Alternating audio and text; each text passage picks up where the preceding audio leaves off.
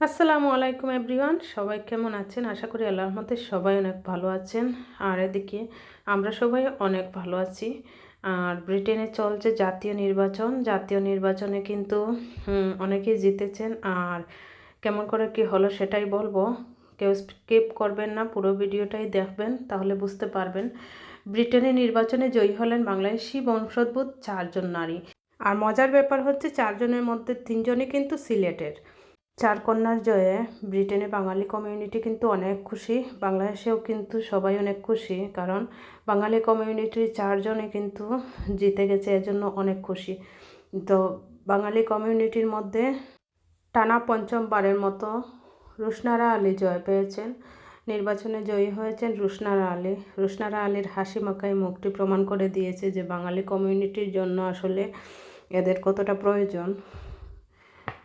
আর উনি কিন্তু পঞ্চমবারের মতো পাশ করেছেন। তারপর হচ্ছেন উনি আবার মন্ত্রণালয়ে কিন্তু ঠাঁই পেয়ে গিয়েছেন।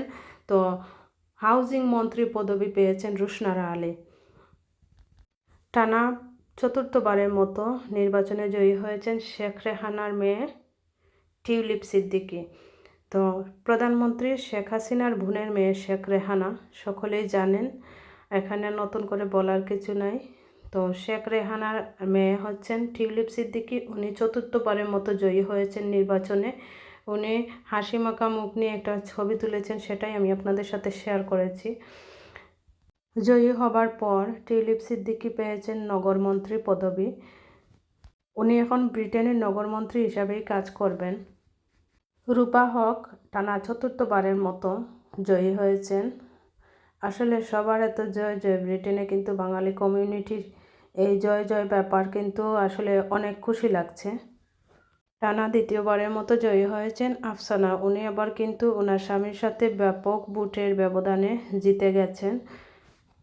4 কন্যার জয়ে ব্রিটেনের বাঙালি কমিউনিটি কিন্তু খুবই খুশি।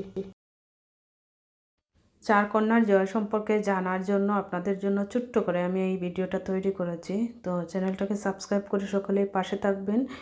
আর অবশ্যই সকলে অনেক অনেক ভালোবাসা দেবেন। আর নিয়ে আসবো অন্য কোনো ভিডিও। সেই পর্যন্ত সবাই ভালো থাকুন। আল্লাহ হাফেজ।